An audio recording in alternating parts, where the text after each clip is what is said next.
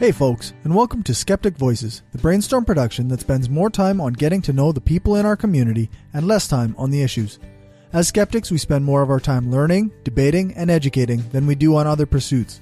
But we're still all people with families, jobs, home lives, and other things we value. I spend a little bit of time, whenever I get a chance, with one of my favorite members of the skeptic community and get to know them on a more personal level, instead of just debating ideas. This interview was with Ian Bushfield, president of the BC Humanists Association and one of my newer friends in the atheist and skeptic movement. Ian contacted me in the late fall or early winter of 2016 through the Brainstorm podcast, and we became fast friends. He's shown himself to be a good voice for humanism and secularism in Canada, as well as a good progressive critical thinker. I really enjoyed talking to him, and I hope you enjoy it. So here it is, my interview with Ian Bushfield.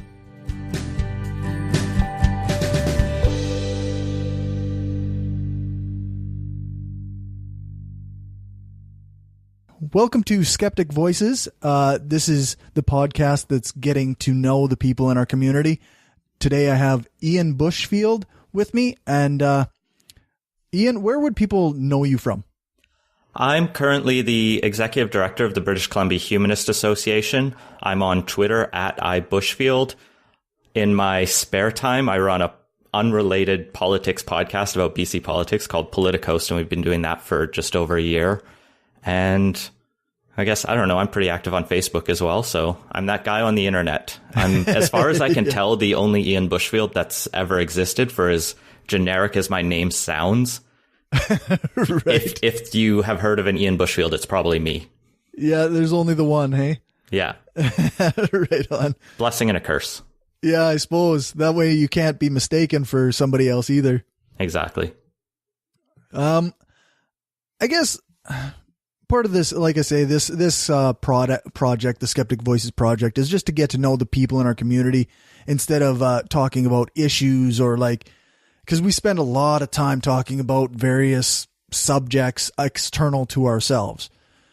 So I guess just to get to know you, where did you grow up? What is a bit of your background?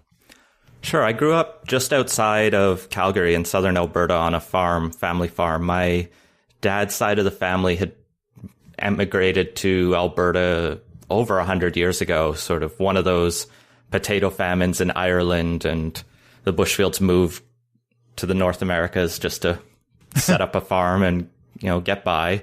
Right. And my mom was born in London, England, grew up in Toronto, and moved to Alberta for work. She was a lab tech in Wetaskiwin for a while, and eventually moved to Calgary and met my dad there. And we lived in the same family farm for my entire life. They only moved a few years ago after I went off to university because Calgary developers bought it out right at the peak of a boom. So family did pretty well off that. Nice, but then the market all crashed, and so they didn't actually have to move anytime soon. So it worked out really well for them. Just the perfect timing then. Yeah, exactly. They're doing great. And so they built this giant new mansion that I go and visit them at, and I'm like, this is a little different than I grew up. It's not that we were poor, but we weren't, the wealthiest family on the block. Right. Yeah, it's quite a bit different to go see where your parents live if it's a mansion versus your house that you grew up in. For sure. Yeah, so it was a grain farm. My dad had wheat and barley and farming. I think I don't know if this was true or not, but supposedly one of my first words was tractor, because I was that kind of rural country boy. Probably plenty of us, right? Yep, for sure. I know a lot. My cousin's kid actually was like that. Yeah, and then we also had some egg-laying chickens, so I had to go pick eggs every so often and mow a bunch of grass and take the bus to school and all that kind of stuff. So, did you have other livestock? No, we had the chickens for a while. Eventually, Hutterites bought them out.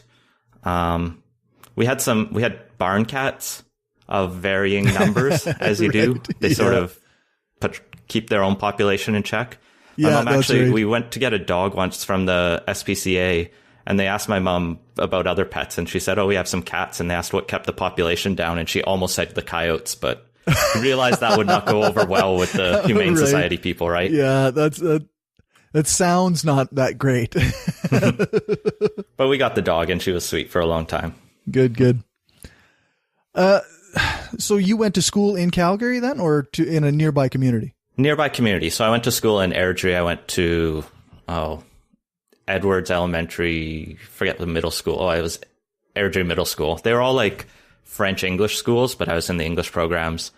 Public school system. Alberta, as you know, has the dual funded public and Catholic schools.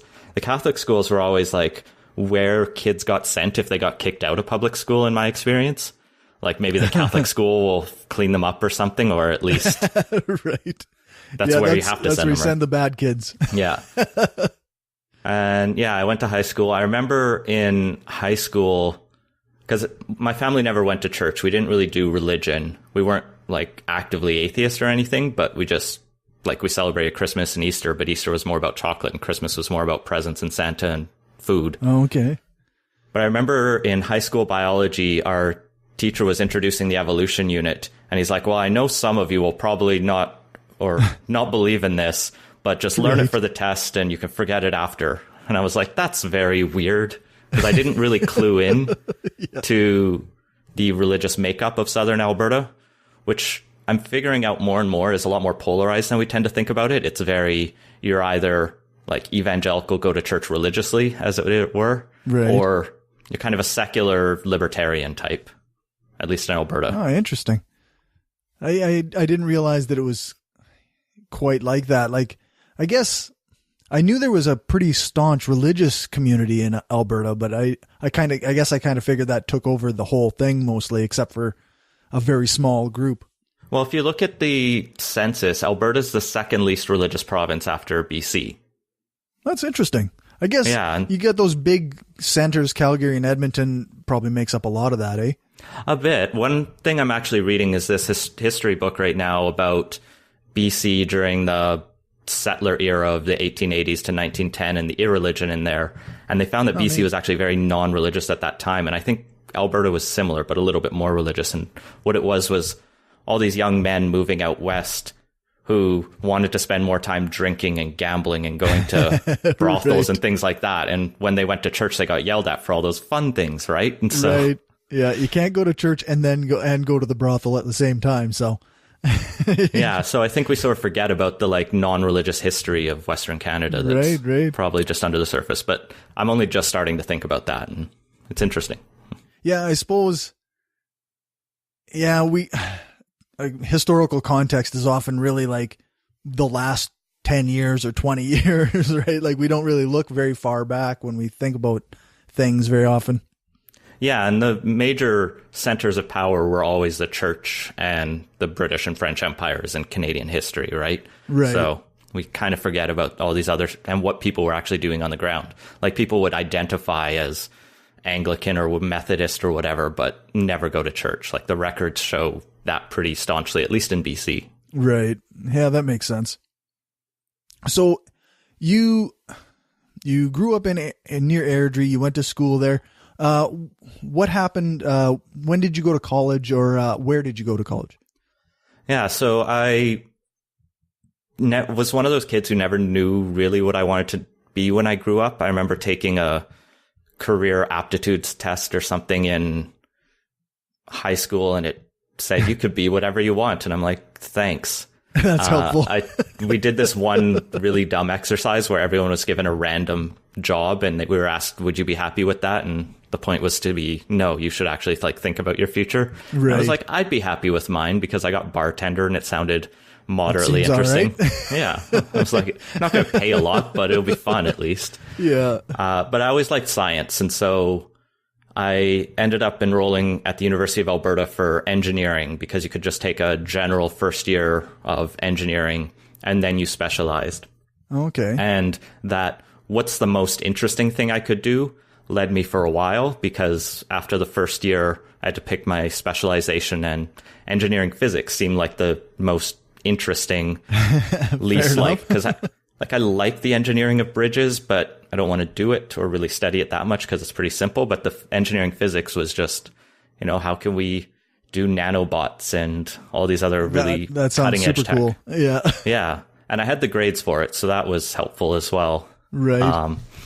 So yeah, I ended up in engineering physics, and that was going well, but I still didn't know what I wanted to do with my life. And the ongoing joke in EngPhys at U of A is EngPhys don't get jobs because what do you do in that?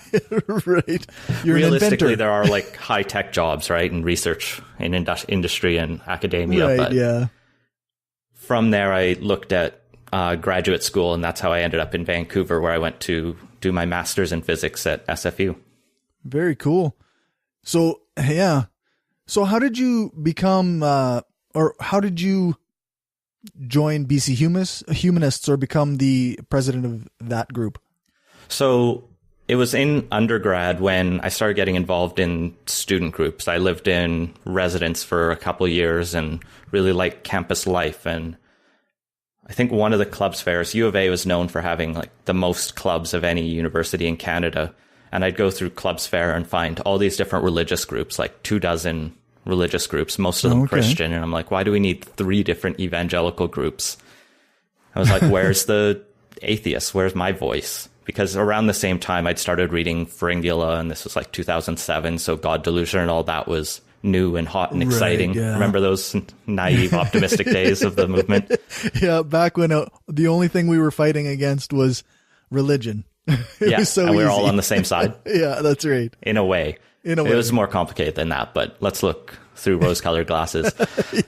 So I got together with some friends over one summer. There was a Edmonton atheist meetup group that I discovered, and I went to a couple of those, and I met some students there, and we said, hey, why don't we start a student group? And so we put that together pretty quick and tabled at the next clubs fair. I think this was 2007 still. Okay. And we ended up getting 300 students sign up for our newsletter in that first week. Wow. Which was incredible. We were like, oh, there's a market for this, or a demographic that's underserved. That's wild. That's amazing, actually. Yeah. So I did that for 2 years, and the club lasted for another 8, I think. Campus groups usually dissolve fairly quickly because of graduation, but that one stuck around, which I was really proud to see. Students turnover and whatnot. Yeah. So we used that group to push the atheist agenda, as it were. We got the role of God reduced in the convocation charge. There was everyone who graduated at U of A, at the ceremony, they read out some, meaningful words. One of the lines of which was, every student should use your degree for the glory of God and honor of your country. Oh, no. And I was like, really? This is 2008, 2009. Let's dump that garbage. Yeah, for sure. And so we started petitions and letter writing, and eventually I got myself on one of the committees that had authority over this and could push the bureaucracy to move. But the VP academic was a devout religious person, I think Catholic, but he didn't want to change it. And so ultimately we got it changed to, for all who believe to serve your God, plus some lines from like the founder of the university that sounded very humanistic, like the university should be for the uplifting of the whole people and things like that. And I was like, that's for good. The betterment of mankind kind of stuff. Yeah. And so it was a compromise that I was happy to see move. And ultimately, it was actually just last year that the new VP academic, or one of the senior people at the U of A, went, this line doesn't make any sense. Let's just cut it. And so we finally won in the long term. Good. So that's how I got involved in the movement, as it were. And I moved to Vancouver, like I said, for grad school. And I got involved in the SFU Skeptics student group that was there. And here in the city of Vancouver, the BC Humanists Association had been around since the 1980s and had been holding weekly meetings for a couple of years before I got here. Okay. And I said, well, I'll go to some of those and get involved. And it was a good group. It was, or it still is, obviously. One would hope. Yeah, I have to say that. No, I don't. But it was fun. So I went to these meetings, met the people there. I saw a lot of potential too, because you had this well-established group with some energy. There were many of the people who had founded the group in the 80s are still hanging around. So it was a diverse sort of age range, sort of skewing a bit older, but still had the energy to do more things. And so I said, well, I'll run for the board, get on there. And I think I was secretary the first year, and I got us involved in Pride Parade, and we did that, and it was great fun. And, we built more connections with some of the skeptics groups that were starting up. And cool. From there, I was president the following year, and we had some money in the bank because I don't even remember why. I think they just raised it over the years, but never had anything to spend it on. Oh, okay. And so I pitched, or it kind of evolved, this idea of if we pay someone to work part-time, we can actually really see if we can make this do something. Whether it can go from a group that just holds, the occasional weekly meetings and meetups and those kind of things, which is great. And we need lots more of those around the country and around the world. Yeah. To maybe something that can affect policy and can really, BC has in its school act that our schools must be strictly secular. Okay. Which is awesome. That's actually been in there for almost 100 years or more. Right. Yeah. BC is one of the few places that has something like that, right? Yeah. And it's a part of BC's history I want to learn a lot more about. But we were still having school districts that distribute Gideon Bibles, for example, to grade 5s. Yeah. And so we wanted to change that. And it takes more time than just volunteers can commit. So they said, all right, we'll hire someone part-time. I applied for that and got that role in 2012, I think. And I worked at it for a year. Sorry, my computer was just about falling asleep, so I just moved my mouse. Cut this bit. Yeah, that works. I worked at it for a year, and then my wife got a job offer in England to do teaching there. And I said, yes, that sounds like fun. Let's go. And so we actually moved to England for 2 years. Oh, wow. And at the time, BCHA got not an interim, a different executive director. He got a better, fuller paying job. We got another ED. And then he quit to move on to other things. And so by the time I came back from England, the role was open again. And luckily I was able to move into it.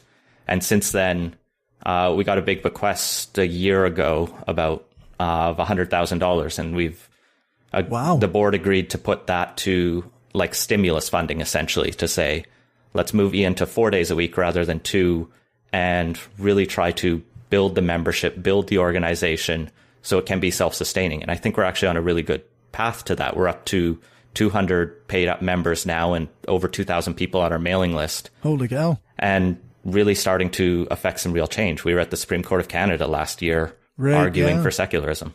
Yeah, that was the Trinity case or whatever. Yeah, the Trinity Western University case, which we could go into a lot more, but that's one of those issues. And it also, the decision is expected this week, so it'll whatever we say right now will probably be out of the date by the time you get this out. I think on Brainstorm we covered you did a newsletter after you went to it, I think. Yeah. And we kind of covered it a little bit on there.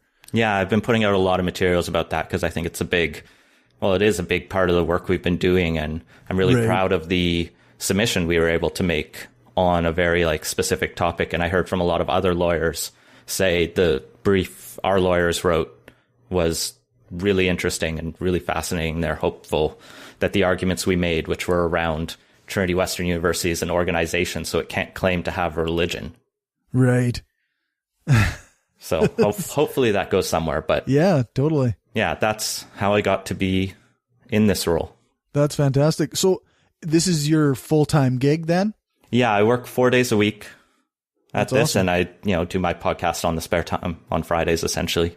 Right. So do you, I guess, not to ask too personal of a question, but do you make enough money to live in BC on that job? Isn't the cost of living out there really expensive? We're pretty privileged. So my wife has a full-time teaching job, and that helps a lot. And I get a living wage. The place we live in, like I said, my parents made some money, and my wife's parents have some money from working in oil industry. So they actually own the condo we're living in right now, and we pay the base rent or expenses on it. So we're pretty privileged in that way. And we'll be moving to somewhere that's just within our budget. Perfect. We've managed to buy a place that's already gone up in price that's being built. But yeah, we're lucky. But we try to use that privilege for advancing humanity, right? My wife's a teacher who really cares. Today is Pink Shirt Day here in BC. Oh, yeah. Which is about, it was originally about ending homophobia and transphobia. And then I think Christy Clark co-opted it to just be like an anti-bullying day because all bullying matters or something like that. Right. And then the whole country kind of glommed onto that. Yeah. But the teachers have been really good at really reminding people like, yes, all bullying is bad, but there's a particular problem around anti-LGBTQ bullying. Yeah. So she's been, ironically, they sold shirts to the teachers that say shirts speak louder than words. Really? So that's the message the BCTF is putting out on t-shirts for some reason. It's funny, I guess. Maybe someone had a sense of irony or else didn't. And then I try to make sure that through my work and through my hobbies, I guess, that I'm able to promote a better world for everyone. Yeah.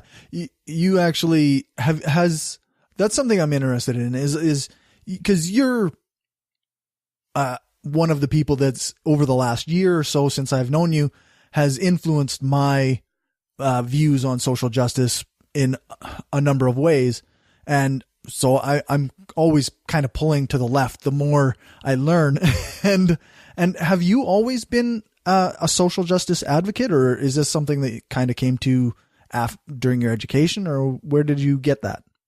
So when I was in school, I started thinking more and more about politics. I do remember in around grade 9, we had a social studies assignment where you had to write a short essay about who you would vote for in that election and why. And I think at the time I just said I'd vote Reform because the West needs a voice in Ottawa. And that was actually the pervasive propaganda that just permeates Alberta media. Yeah. And it still does to some extent. That's why Jason Kenney is so popular.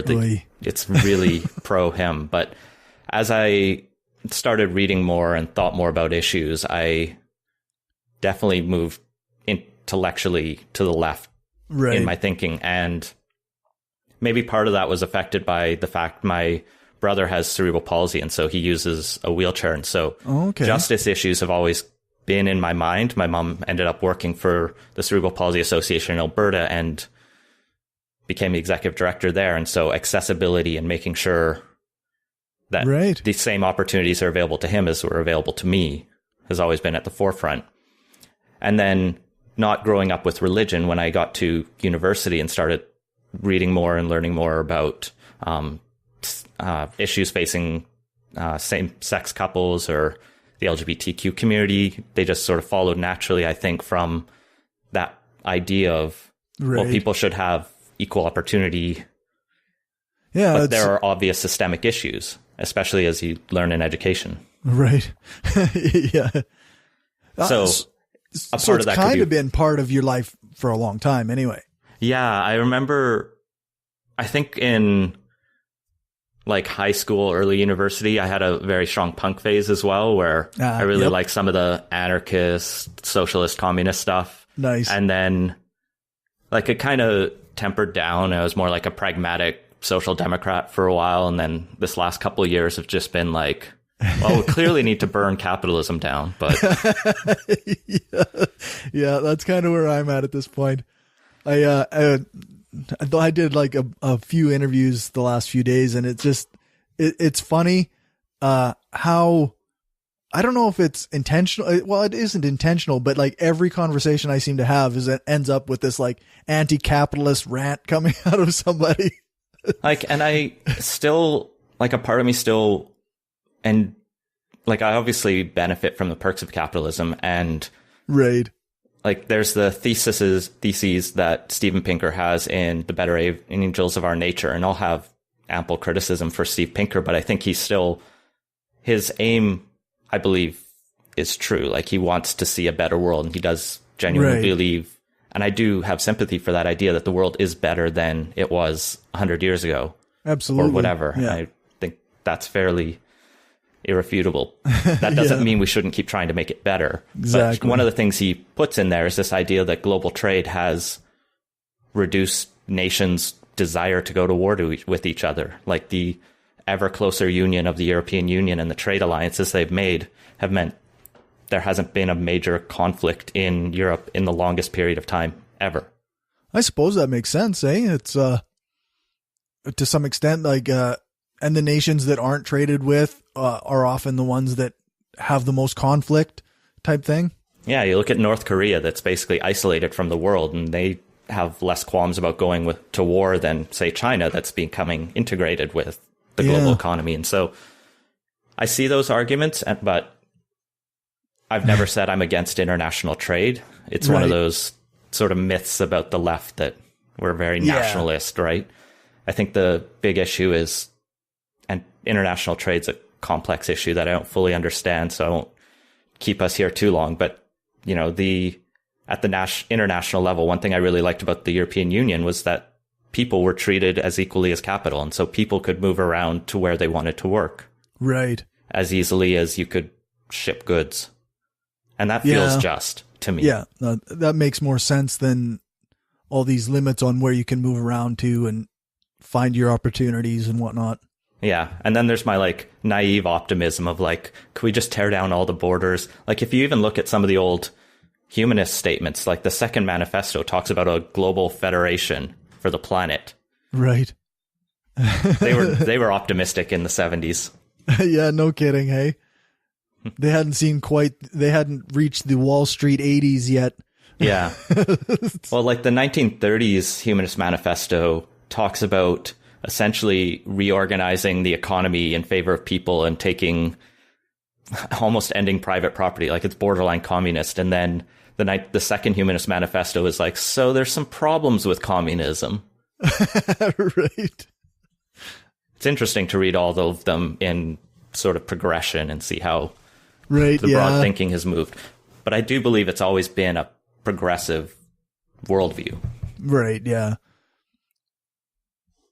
So, I guess back to your life, how long have you been married? I got married in 2011, so it's now almost 7 years. Oh, geez. That's pretty good. Yeah, we met in undergrad through physics parties and things like that. Nice. And then moved in together a couple years later. I moved to Vancouver. She moved here the year after she finished her degree. And we got married shortly after that. Cool. How old are you? I am 32. Okay, yeah. It seems like everybody I talk to these days is like younger than me by at least 5 years, but they're all so much more advanced in their thinking than I am. Like I spent so many years, I guess, just getting drunk and doing drugs and working to make money to do those things that I just I missed out on a lot of education. I guess that was my privilege because I definitely got drunk a lot in undergrad. Is that right? Yeah. But I guess I didn't have to, work to pay the bills for it. So yeah, or work as much. I did go to university. What year was that? I think it was 2000. I went to university, and I finished my first year, and then in 2001, I might be getting my years mixed up, but either way, my second year, I got the first semester. They said, well, your grades aren't good enough. You need to take a break and then come back and see if you can come back in 6 months or something. And then I just never did. Yeah, sometimes like university I found really valuable, but it's less like the things I learned in university I won't really be using. So it was more in some ways, the badge to put behind my name. And in some other ways, just showing that or teaching me to learn and teaching me sort of tools to think. Yeah, I think that's something that I see with a lot of people, and that I missed was that ability to like that learning how to learn throughout like those years that you spend learning how to read and research and doing all that the work basically, and then I had to figure that out on my own later, and it's it was a bit of a mission, but well, yeah, and I definitely don't know if I'd ever try to describe myself as advanced in my thinking. I just try to make sure that when I need to learn about a topic or I want to know more about a topic, that I can at least discern some good sources to go to and have that sort of skeptical approach and, talk to the academics. And that's what I really like doing on my podcast when we talk about politics, is bringing on economists rather than politicians, or bringing on academics or activists and people who can talk about an issue without having to put it through a partisan lens and just be like, well, here's what this, policy around taxing houses in this way will do. Right. And then we can think about whether that advances the kind of society we want or not. Yeah, I had a friend a few years ago.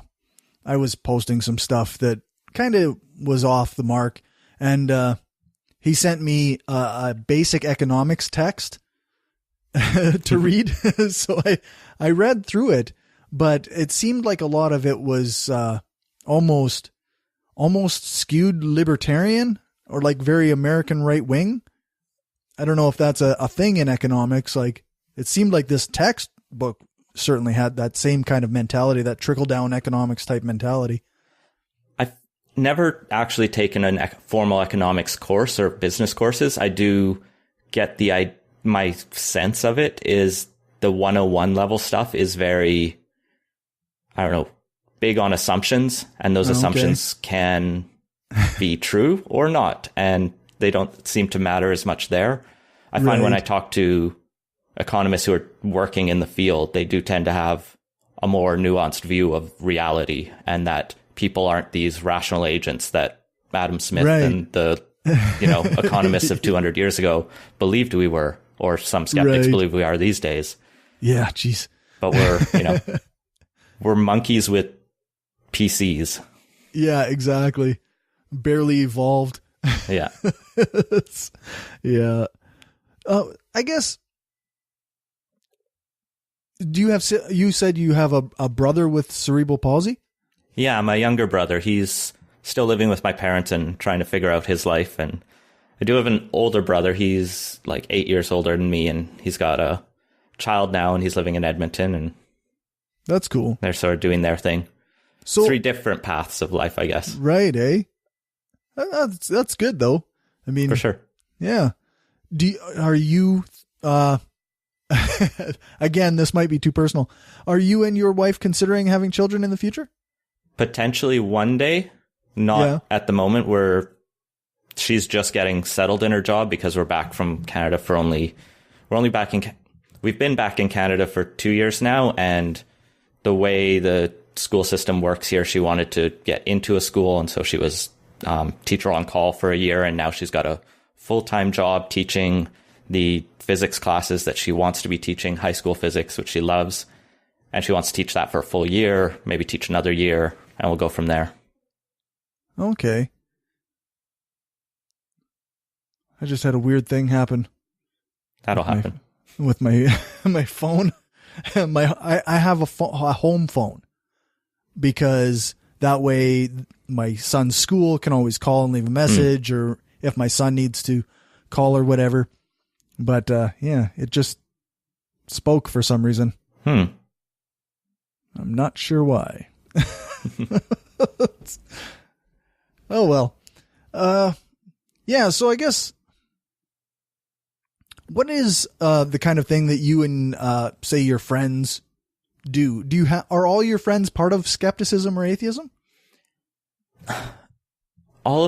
Pretty much all my friends are non-religious. Okay. And I would say support the work I do, or have been involved in some way in the past, but not all are active these days. Right. So lots of friends are sort of on the periphery of, like, they take a skeptical worldview and they're interested in sci-fi stuff like I am, but it's not to say they'd come out to Skeptics in the Pub or anything like that. Right. It seems like a lot of people who have a skeptical worldview quite often are hesitant to be part of what they see online, like the community or activism. So I can't blame people for not wanting to be for being on the periphery, as you say.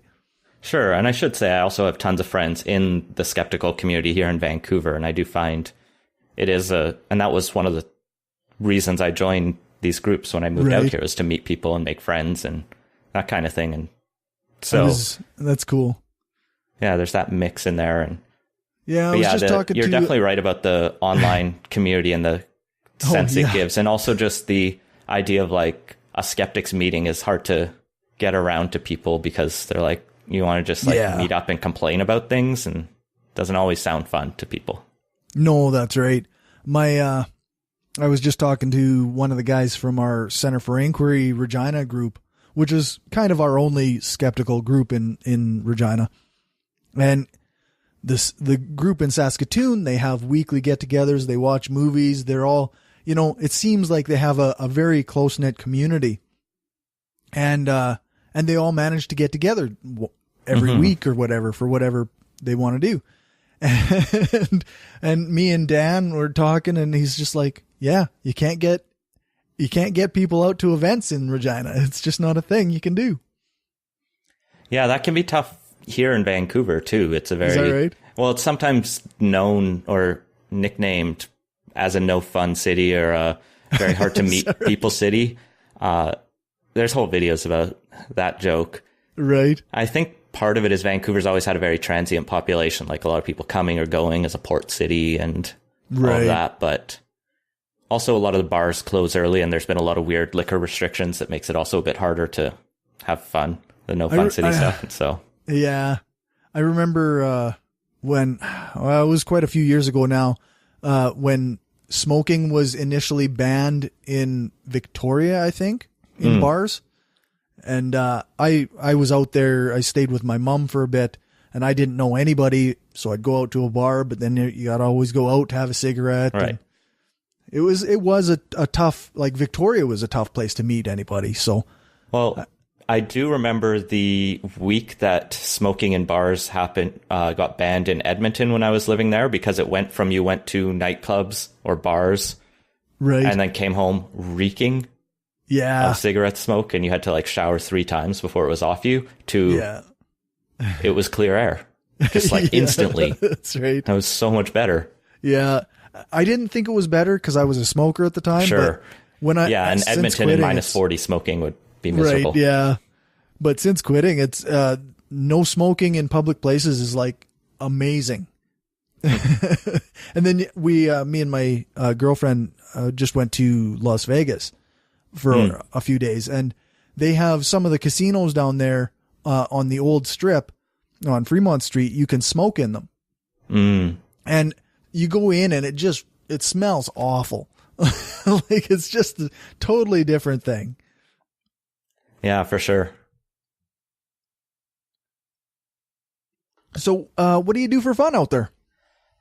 Oh, Vancouver's a great city for that in some ways, because I always skied a lot as a kid, and my dad was a really not professional skier, but he was really involved in a ski club, and so we'd always have family ski trips at Easter and a few other times a year. And so here, living so close to Whistler is just amazing. Like when I was in grad school, they had cheaper seasons passes, which were still like $800 or $1,000, but for a daily ski at Whistler, or no, it was like $500, because a daily ski at Whistler is like $100, which is a lot. I think it's 120 now.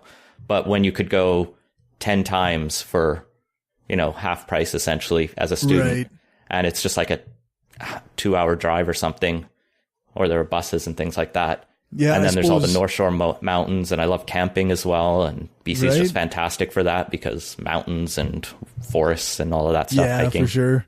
We went out, actually, we were in BC, it's got to be 3 years ago now with the kids. And we went to like a campground with camper cabins.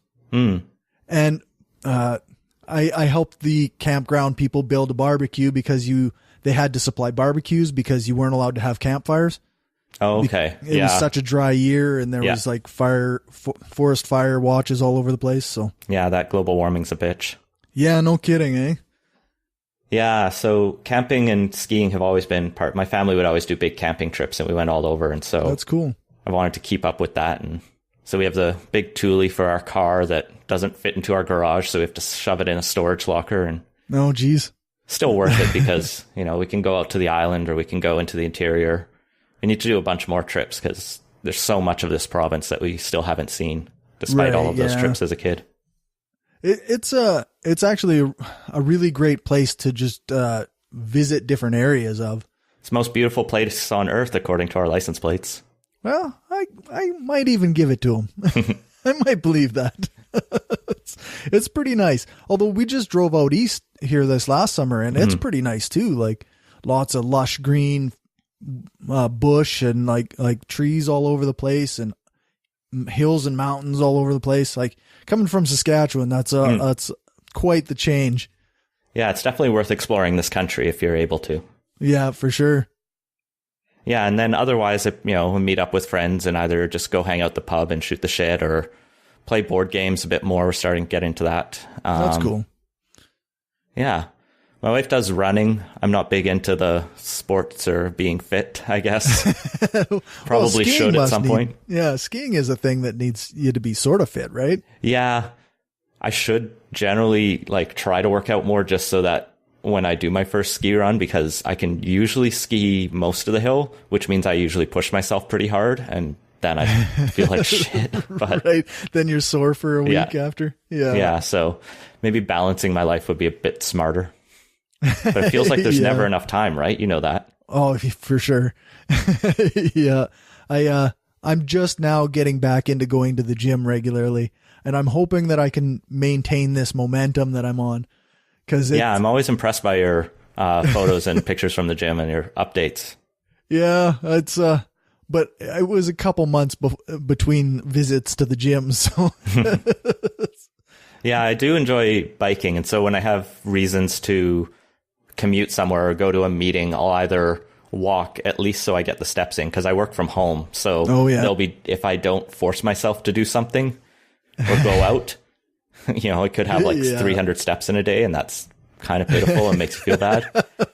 Yeah. But yeah, I also like biking. I need to get a better bike, and Vancouver's actually a really good city to bike in. The hills are annoying, but the infrastructure is really coming along. So we have tons of bike lanes. That's lot of awesome. People also bike, which makes it more socially not just socially acceptable, but safer, since cars know what to do around you. Yeah, it's common practice kind of thing. Yeah, like in Calgary, there was no one who biked. I think it's changed a bit now in the downtown core, but I remember biking into North Calgary a couple times when I was in high school from the family farm, and once you got into the subdivisions, it was still just a bit more dicey. Yeah, I see people biking around here sometimes, and it looks like it's, depending on the area, it's not bad, but some areas it just seems so dangerous, and people don't give a shit. They just drive like assholes. Yeah. So, but there are some good paths around Regina actually too. That's cool. Yeah. So have you been skiing your whole life, or is that a thing you picked up as an adult, or? It's definitely always been in my memory. So I don't know when I first started learning. My dad, like I said, we always went on an Easter ski trip. Our Easters would either be at Kelowna or Vernon, and we'd either go to Silver Star or Big White, nice. Rent a cottage or a condo for a week there, because they had some really good deals, and just do skiing. And so I always remember doing ski lessons there. And then in high school, me and some friends would go out to Sunshine or some of the Rocky Mountain resorts near Calgary all the time. And so, yeah, it's been a long time in my life, and I was really excited. I think it was just before we moved to England when I got a good deal on some really nice skis for Whistler, but it was still dropping $800. Oof. But well, I had to, because the snow at Whistler is so much different than the Rockies. It's so much wetter and fluffier, which means almost every day you go up there is fresh powder, because it snows. It can snow dump a meter of snow every week. Oh, geez. I remember that one winter, and I went up quite a bit that year. And so you need nice fat skis with rounded edges so you can sort of float above it all. But yeah, it's a ton of fun, and I've not injured myself yet. Right. Skiing was never a thing I really even considered. I know there are some places in Saskatchewan where you can go skiing, but it was never a thing that was on my plate of things to do, I guess. Yeah, it's definitely more of a Alberta, BC, or maybe out east thing even. Yeah. My brother also got involved in skiing through disabled skiing, and my dad shifted over from his more extreme skiing side to becoming an instructor in that, which was really cool to see. And then my brother would have weekly ski lessons at Canada Olympic Park in Calgary, which is the little hill there. And so I'd get like $10 passes to go skiing there on the evenings. And so you could go, it's the kind of hill where you can make like 2 or 3 turns if you're not trying. And so you just like loop up and down, and it gets a little boring, but you know, lets you practice your style and things like that. And so for, it would be great for a beginner type thing. Oh yeah, it's definitely a great place for beginners, even just like, you know, improving on your technique. And I think they had a couple little parks if you're more into the snowboarding or jumps and things like that, which I never got into. Yeah. I always wanted to snowboard because I was into skateboarding as a teenager. And those seemed to always go hand in hand. But like I say, the hills in Weyburn were not great. Yeah, you don't think of Saskatchewan as the skiing capital of Canada. No, that's right. I'm curious, like, about having a differently abled brother and how it affected your family life. Like, I mean, my family has its own issues, but growing up, we didn't have to accommodate anybody who had different abilities or had difficulties with things. So I'm curious how that affected your family life. It's hard to, I've had that question asked to me before, and I have never really known how to answer it because I only have one anecdote, right? Yeah, I don't have like a control life to compare against. So my life felt normal. Like I was never really denied things I wanted to do as a child. And so, like I said, we went camping. My family just meant Tyler had to get the bottom bunk because we couldn't lift him to the top bunk. And we had to make sure we had a truck that could also fit the wheelchair. And he's a bit bigger now, so they've done a bit less camping and they have a cottage now instead that's accessible. But like I said, they got him into skiing. It meant we could go to movies, and whoever went with him got a free pass as a wheelchair attendant. And so there was actually a lot of advantages in a way. Is that right? Well, like little things that try to make sure it's more accessible. And I'm not saying it's like the world is tilted for the disabled. It obviously isn't, right? Obviously but not. But there were little things like that where there was, I remember at Calgary Stampede, there would always be a morning where kids with disabilities could get in free and people could come with them at a reduced rate. And so that's how we'd go to Stampede, you know, and he'd get to ride the rides in Kidsland or whatever when he was little. And then we'd go hang out at the rest of the Stampede for the day. Because that's what you do in Calgary in the summer, right? Right. You eat pancakes and go to Stampede. And when you're older, you get drunk every night. Yeah. I have a friend who lives in Calgary now, and she's always, like, her whole year is looking forward to Stampede. So I don't quite get it myself, but you have to go one time. I will say that. Okay. I'll try and make a trip sometime. Yeah. And so, yeah, I think my family's approach was always to make sure we do everything we want to do or would otherwise do. And we'll just make sure we have the ways to bring him along, or not even just bring him along, but engage him. And so we had wheelchair vans, and it meant a few more like hospital trips. Okay. For checkups or different surgeries. And he was in surgery for a while. One time when I was in high school, and I went and visited frequently. And like, I remember reading, I think, the 4th book of Harry Potter. Oh, is that right? Yeah. But, you know, so it was different in some ways, but it wasn't like. Right. Yeah. You sort of, you work with the cards you're dealt. Yeah, for sure. Absolutely. It's interesting to talk to people who have different experiences. Like I like I say, like my family didn't have anybody who was differently abled, but my mom did have mental illness. But as long as she was on her medication, we didn't know the difference, right? Like life was, I mean, she knew the difference, but for us kids growing up, life was just the way it was. And my mom seemed like slightly different than other parents' moms or other kids' moms, and that was that. But so like you say, you just deal with the hand that you have, and you just, that's what you know. Yeah, for sure. Like my brother always loved video games, and so the rest of it, or me and my older brother, and so we always played video games together, and that was fine. And for sure.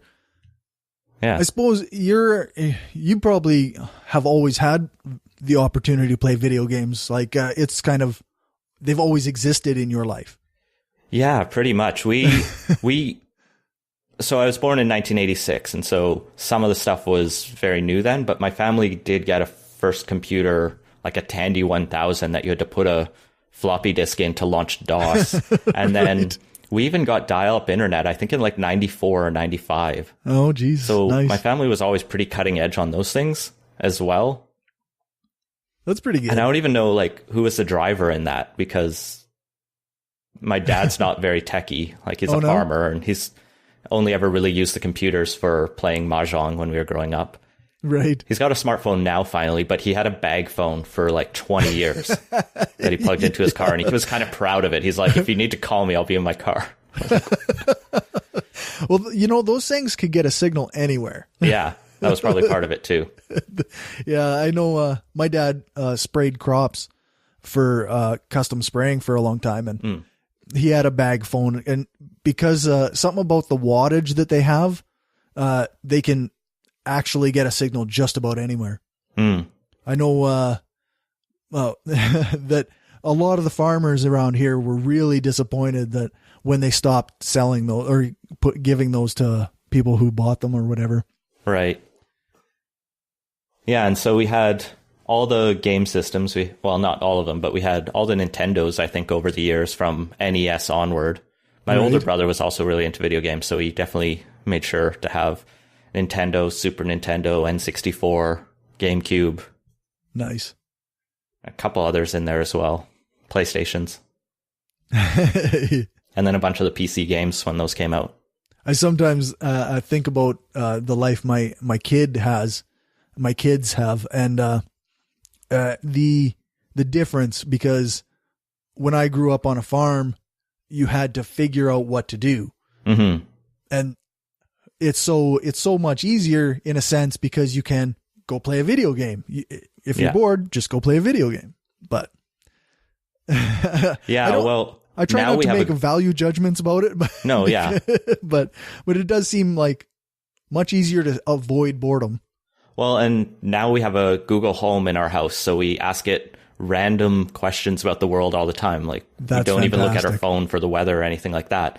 And I'm thinking about it, like, if we have kids, they're going to grow up in this world of AI digital assistants. Right. Like, I've even asked it some questions that a kid would ask, and it like answers. They've programmed it smartly to not answer in a terrible way, but yeah, that's good. We even asked it what its pronouns were, and it said it. Oh, really? Yeah, and thanks for asking. And thanks for asking. That's good. Don't tell the center lords, though. No, the SJWs have infected Google.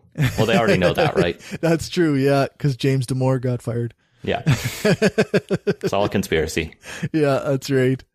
My son actually asked me today, he saw on the cover of a magazine, it says BDSM. And it's just like an article discussing the psychology of members of that group. And he asked me what it was, and I was thinking, that's the kind of thing that he could ask a Google Home or an Alexa or something, and it would totally give him a Wikipedia type answer. Right. Yeah, for sure. And I have to give him like, well, I think I know a little bit about this, but I'm going to be way off base, I'm sure. Yeah. And how do you frame that in sort of child-friendly language? Yeah. But things are changing fast. Like, my wife will tell me about some of her students who introduce themselves with their pronouns. And like, one of her students transitioned the other year and just said, I go by so-and-so now. And everyone was just cool with it. That's fantastic. And maybe that's just like Metro Vancouver, super progressive Tumblr kids, but it starts there, right? And you see this with the Parkland kids who are speaking up. Like, kids are smart these days. They'll be all right. Yeah, no kidding. I'm actually more hopeful lately than I have been in a long time because of the Parkland kids and like some of the young people I've seen online that just, they get it. Like we spend our time arguing with guys my age or guys who are in their mid 30s who have been used to a certain type of world, and young people just get it. Yeah, and that's the thing. I keep wondering about, like, what's the point when I'm going to feel left behind? Like, where they're way ahead of me. Like, I don't get Snapchat. I've never downloaded it. I've never used it. I don't get the appeal of it. I've read about it, but that's like the first thing that's come out that I'm like, no, not for me. I'm too old for that. I actually get Snapchat to some degree. But there's these new apps that kids can use that look like regular other apps, like a calculator or a weather app, and they can hide photos in these other apps.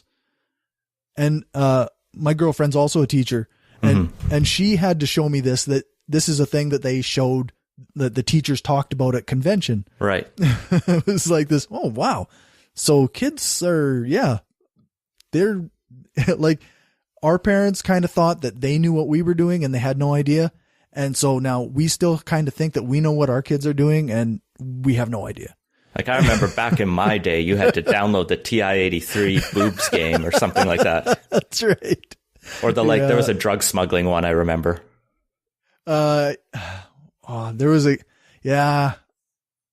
can't remember the name of the game that we had to, it had to be sneakily put on the single computer that our group of friends had access to because that was also their parents' computer. So, right.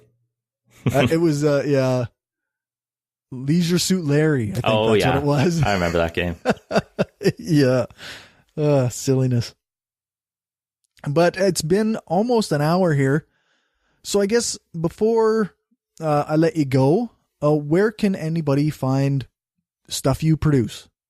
Sure. Like I said, if you Google Ian Bushfield, you will find lots of stuff about me, and for better or worse. My Twitter is iBushfield. I'm on Facebook, Ian.Bushfield, and most of my stuff there is public, so you can just follow it.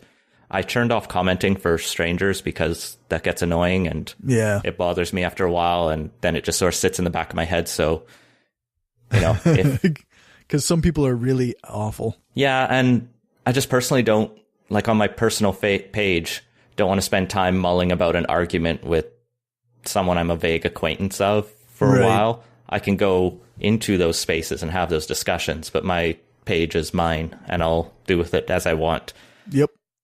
You can find my politics podcast, Politicoast, at politicoast.ca, or it's on Twitter, Politicoast Pod, and all the places podcasts are found.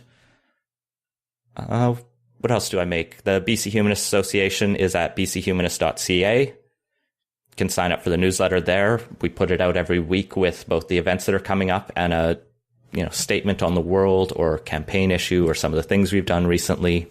Very cool. Yeah, I think that's most of the main ones. Right on. Well, thanks for joining me. No problem. Thank you, Corey. Have yourself a good one. You too.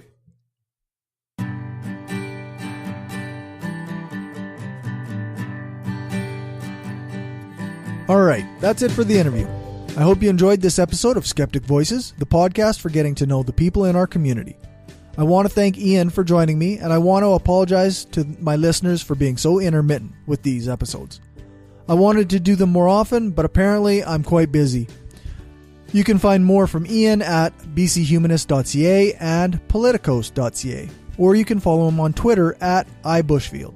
I think that's all. So for anything else, you can email me at mail@brainstormblog.net and check out the show notes on brainstormblog.net and thebrainstormpodcast.com. If you want to hear more of these, you can subscribe on Apple Podcasts, Stitcher, or your favorite podcast player. I highly recommend using Beyond Pod, where you can just search for your favorite Brainstorm-related project. You can follow all our various shows on your regular Brainstorm podcast feed, or you can follow each show on its own. I'd love it if you could go and rate and review all my shows on Apple Podcasts, Facebook, or anywhere else that you rate and review things, and share the hell out of them. You can like our page on Facebook by searching for Brainstorm Podcast and follow us on Twitter at BrainstormPod. Thanks to our financial supporters, Zach, the Utah Outcasts, Bassett, Will, Aaron, Daryl, Destin Sucks, Lachlan, Destin Doesn't Suck That Much, Magnus, Michael, Positively Skeptical, Rob, and Stephanie. If you want to join them and help the show grow, then you can do that at patreon.com/brainstormpodcast.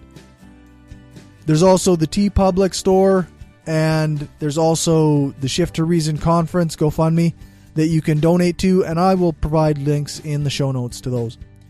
I want to thank Dave for my intro music, and I want to thank Ian again for joining me for this interview. If you have anyone you think I should try to get to know better, send your suggestions to me at mail@brainstormblog.net. Okay, I think that's it. Thanks. Thanks for listening, and remember, the truth matters, and so do people.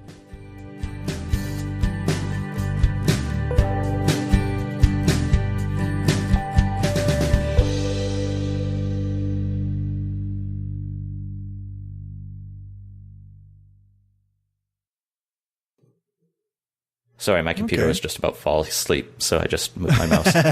Cut this bit. Yeah, that works. I just had a weird thing happen. That'll happen. With my my phone. I have a home phone, because that way my son's school can always call and leave a message, or if my son needs to call or whatever. But it just spoke for some reason.